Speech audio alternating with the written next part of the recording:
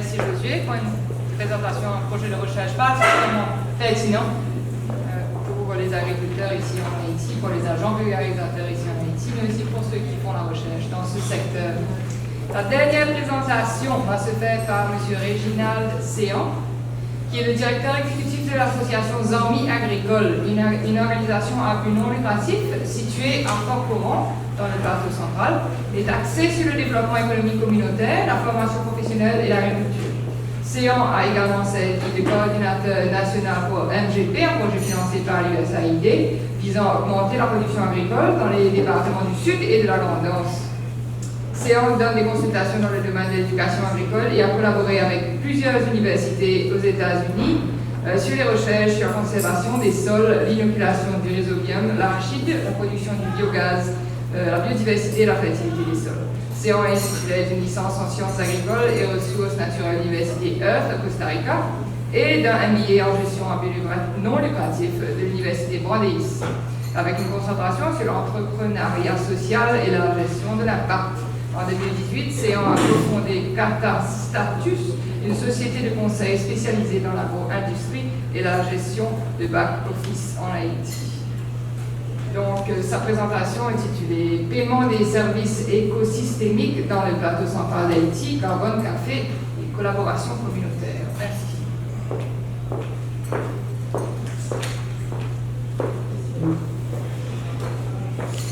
Merci.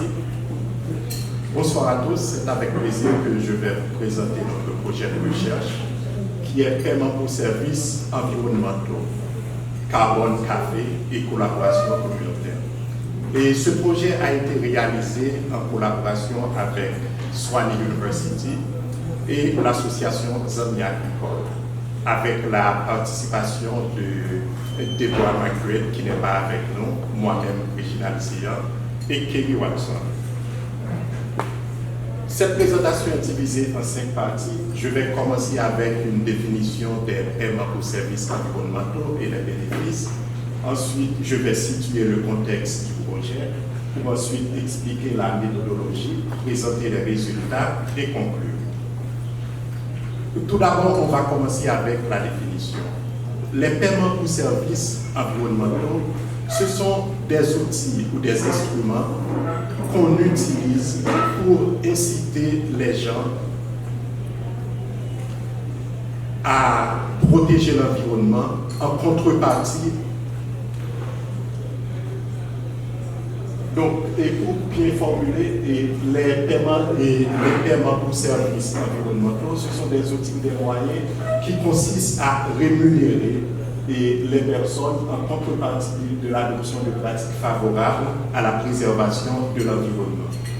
Donc, on a divisé les bénéfices des PSE en 4 grandes catégories. Et les premiers, ce sont les services de support. Par service de support, on entend tous les services nécessaires pour la création des systèmes, tels que la formation du sol, le cycle des nutriments, et aussi les services de provision. Et ce sont les services qui offrent des bénéfices pour l'homme, tels que l'eau, tels que les fibres, tels que les ressources génétiques. Et aussi, on a les services de régulation. Et par service de régulation, et par exemple, maintenant, on a des régulations pour les changements climatiques, des régulations pour l'eau et des régulations phytosanitaires. Et aussi les services culturels qui peuvent être d'ordre spirituel et religieux, et aussi qui incluent l'agroécotourisme. Donc, le contexte. Et ce projet a été réalisé dans une petite localité qu'on appelle Bois-Joli, de la commune de Boucan-Carré, au plateau central. Et tout a commencé en 2012 avec une visite de l'équipe de Zami Agricole qui a effectué une visite de diagnostic pour rencontrer les agriculteurs. Et en ce même temps, il y a l'université de Sewanee qui était intéressée à implémenter un programme qu'on appelle compensation de carbone. Et l'université de Sewanee voulait faire ça pour 2 raisons. Premièrement, et parce que l'université veut réduire ses empreintes écologiques. Ensuite, l'université veut favoriser la réforestation et aussi faire la promotion de ce qu'on appelle la résilience agroécologique et aussi le développement communautaire. Donc, pendant que je continue la présentation, je vais mentionner beaucoup compensation de carbone. Il faut noter qu'une compensation de carbone est l'équivalent d'une tonne de gaz carbonique qui n'est pas dégagée de l'atmosphère. Et cette compensation provient des activités destinées à réduire l'émission du gaz carbonique, telles que l'utilisation de l'énergie renouvelable ou la plantation d'arbres pour absorber le gaz carbonique de l'air. Notre méthodologie. On est parti de l'hypothèse que payer les agriculteurs de bois joli pour planter et maintenir leurs arbres réduit les émissions de gaz carbonique en encourageant la séquestration du carbone et facilite la transition vers un agroécosystème plus productif et plus résilient face au changement climatique. Notre hypothèse est basée sur les prémices que les systèmes d'agroforesterie offrent un ensemble de services que les programmes de PSE peuvent supporter. Et ça peut être écologique, comme la séquestration de carbone, protection des bassins versants et la conservation du sol, ou d'ordre socio-économique, comme augmentation du revenu des agriculteurs, augmentation de la productivité, augmentation de la résilience et amélioration des moyens de subsistance. Donc, on a commencé avec une étude de base en 2013 avec 50 familles à Bois-Joli. On a fait des enquêtes sur les moyens de subsistance de ces familles. Et aussi pour chaque famille, on a contrôlé le nombre d'arbres qui existaient dans leur parcelle. Ensuite, on a construit une pépinière pour la production de ces cultures comme le café, les mangues, les cèpes et l'acajou. Et à partir de 2014 jusqu'à 2019, on a inventorié chaque année, on a mesuré chaque arbre et diamètre, hauteur, et pour pouvoir collecter les données pour les résultats. Donc, on peut apprécier la construction de la pépinière avec les étudiants de Swan University, les étudiants de Zambia Nicole et les gens de la communauté. Ensuite, en 2014, on a commencé avec la distribution et la plantation des arbres. On a adopté 2 méthodes de paiement pour les planteurs. Et la première, de 2014 à 2018, chaque famille ou chaque bénéficiaire a reçu $30 américains plus $1 additionnel pour chaque arbre réussi.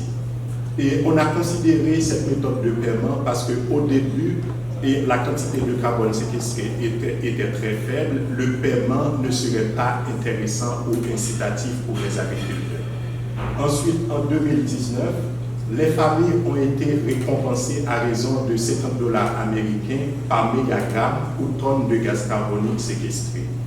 Et pour calculer la quantité de gaz carbonique séquestré, on a utilisé 4 équations allométriques. La première est de Cole et Ewell, ça a été utilisé à Costa Rica dans une expérimentation. Et la deuxième de Cheb, et c'est une équation générale qu'on utilise dans les forêts tropicales sèches. Et la troisième, c'est une équation modifiée par Trees for the Future. Et l'équation originale a été développée par l'Université de Nebraska. Et la dernière équation est utilisée seulement pour mesurer la quantité de gaz carbonique stocké par l'acajou. Donc, il faut souligner que ces équations permettent de calculer la biomasse de surface et la biomasse souterraine. Et pour nous-mêmes, on a utilisé un facteur de 0,2 pour calculer la biomasse souterraine. Donc, comment calculer l'équivalent du gaz carbonique? Et avec les équations allométriques, on a déterminé la biomasse totale et souterraine et de surface. Ensuite, on a fait la conversion en carbone. Et c'est la totale de biomasse multipliée par 0,5.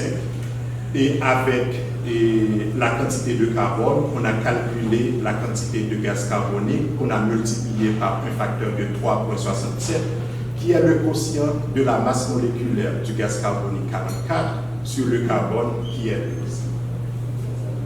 Et qu'est-ce qu'on a trouvé?